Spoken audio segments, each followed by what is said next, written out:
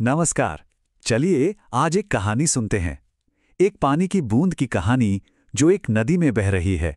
आज हम उसी बूंद के साथ उसके पूरे सफर पर चलेंगे और देखेंगे कि हमारे ग्लास तक पहुंचने से पहले उसे साइंस और इंजीनियरिंग के कितने कमाल के पड़ावों से गुजरना पड़ता है। तो चलिए शुरू करते हैं ये रोमांचक कहानी। ये सवाल बहुत जरूरी है ना? जो पानी कांच की तरह साफ दिखता है, क्या वो हमेशा पीने के लिए सेफ होता है? देखिए, इसका जवाब हमें हैरान कर सकता है और इसी रहस्य को सुलझाना आज की हमारी बातचीत का मकसद है। ये कहानी है 1854 के लंदन की। उस वक्त पूरे शहर में हैजे यानी कॉलेरा का खौफ फैला हुआ था। डॉक्टर जॉन स्नो ने एक अजीब बात नोटिस की। ज्यादातर बीमार लोग ब्रॉड स्ट्रीट के एक खास पंप का पानी पी रहे थे। वो पानी देखने में तो बिल्कुल साफ था, लेकिन डॉक्टर स्नो ने यह साबित कर दिया कि अनदेखे कीटाणु उसी पानी से फैल रहे थे। उन्होंने बस उस पंप का हैंडल हटवा दिया और मानो किसी जादू की तरह महामारी थम गई। ये घटना हमें सिखाती है कि सबसे बड़ा खतरा अक्सर वो होता है जो दिखाई नहीं देता। तो जॉन स्नो की कहानी से सबसे बड़ी सीख यही मिलती है कि जो पानी दिखने में साफ है और जो पानी असल में सुरक्षित है, उन दोनों में जमीन आसमान का फर्क हो सकता है। एक सिविल इंजीनियर के लिए इस फर्क को समझना सबसे ज्यादा जरूरी है। हमारी जिम्मेदारी सिर्फ साफ पानी देना नहीं है, बल्कि ऐसा पानी लोगों तक पहुंचाना है जो साइंटिफिकली पूरी तरह से सुरक्षित हो। तो चलिए, अब हमारी पानी की बूंद अपनी यात्रा के पहले पड़ाव पर पहुंच चुकी है और वो है एक हेल्थ चेकअप। जैसे हम अपनी सेहत की जांच करवाते हैं, ठीक उसी तरह पानी के अंदर की समस्याओं को जानने के लिए कुछ बहुत जरूरी टेस्ट किए जाते हैं। सबसे पहला टेस्ट है टर्बिडिटी, यानी पानी का धुंधलापन। ये एक फिजिकल पैरामीटर है, क्योंकि अगर पानी देखने में ही गंदा या मटमैला लगेगा तो चाहे वो कीटाणु मुक्त ही क्यों ना हो, लोग उसे पीने से हिचकिचाएंगे। और पब्लिक हेल्थ सर्विस में ये भरोसा बनाए रखना बहुत जरूरी है। टर्बिडिटी को नेफिलोमेट्रिक टर्बिडिटी यूनिट्स यानी एनटीयू में मापा जाता है।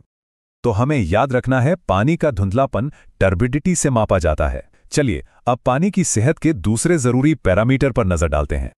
अगला पैरामीटर है पीएच, जो पानी के केमिकल बैलेंस को बताता है। मतलब पानी एसिडिक है या अल्कलाइन। मजे की बात यह है कि अगर पीएच 8.5 से ज्यादा हो तो पानी का स्वाद कड़वा लग सकता है। जमीन के नीचे का पानी अक्सर चट्टानों और खनिजों के संपर्क में आने से नेचुरली थोड़ा अल्कलाइन हो जाता है। तो जब भी पानी के एसिडिक या अल्कलाइन होने की बात हो, हमें पीएच स्केल को याद रखना है। बहुत बढ़िया। चलिए अब तीसरे जरूरी टेस्ट की तरफ बढ़ते हैं। ये एक बहुत ही जरूरी पैरामीटर है, बायोकेमिकल ऑक्सीजन डिमांड या बीओडी। ये हमें बताता है कि पानी में कितना ऑर्गेनिक प्रदूषण है, जिसे तोड़ने के लिए छोटे छोटे जीवाणुओं को ऑक्सीजन की जरूरत पड़ती है। पीने लायक सुरक्षित पानी का बीओडी 1 मिलीग्राम प्रति लीटर से कम होना चाहिए, और अगर ये वैल्यू 5 से ज्यादा हो जाए तो उस पानी को प्रदूषित माना जाता है। तो ऑर्गेनिक कचरे को तोड़ने के लिए जीवाणुओं की ऑक्सीजन की इसी मांग को हम बायोकेमिकल ऑक्सीजन डिमांड या बीओडी कहते हैं। इन 3 टेस्ट के साथ ही हमारी पानी की बूंद का हेल्थ चेकअप पूरा होता है। हेल्थ चेकअप तो हो गया, अब रिपोर्ट के हिसाब से इलाज की बारी है। हमारी पानी की बूंद अब शुद्धिकरण की असली चुनौती का सामना करने के लिए तैयार है।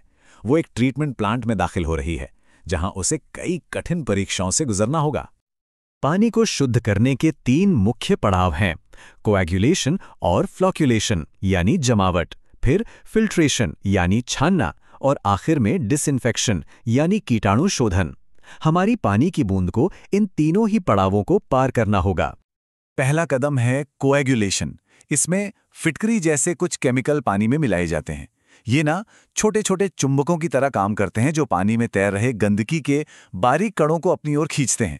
इससे सारे कण जुड़कर फ्लॉक नाम के बड़े और भारी गुच्छे बन जाते हैं, जिन्हें बाद में आसानी से अलग किया जा सकता है। कोएगुलेशन के बाद जब गंदगी के भारी गुच्छे नीचे बैठ जाते हैं तो पानी को फिल्ट्रेशन के लिए भेजा जाता है। यहाँ पानी को रेत और कंकड़ की अलग अलग परतों से गुजारा जाता है।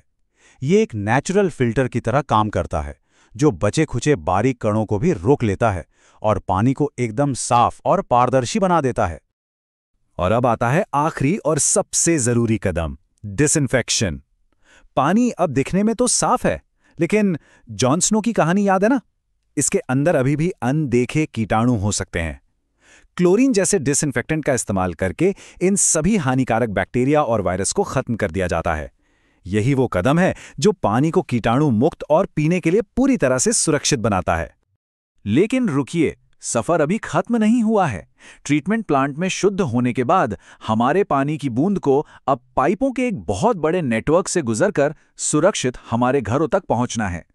पानी सप्लाई करने के सिस्टम में एक बहुत बड़ी चुनौती है पानी का वेस्टेज और उसका सही मैनेजमेंट। सरकारी इंजीनियरिंग गाइडलाइंस के मुताबिक भारत के कुछ शहरों में 20 से 50% तक पानी के मीटर खराब हो सकते हैं।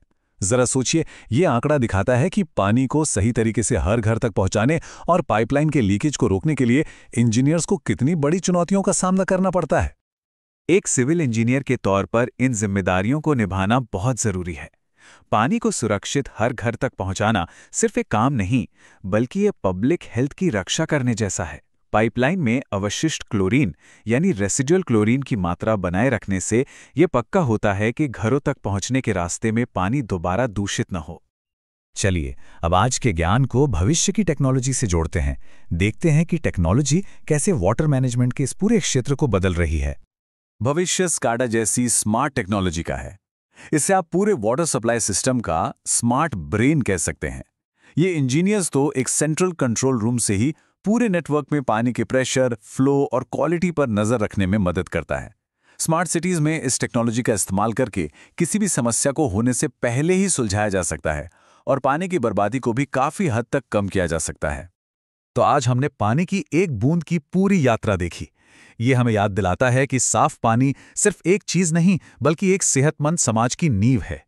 एक इंजीनियर के तौर पर इन सिद्धांतों को सीखना सिर्फ एग्जाम के लिए नहीं है, बल्कि ये भविष्य का एक मजबूत समाज बनाने के लिए जरूरी है।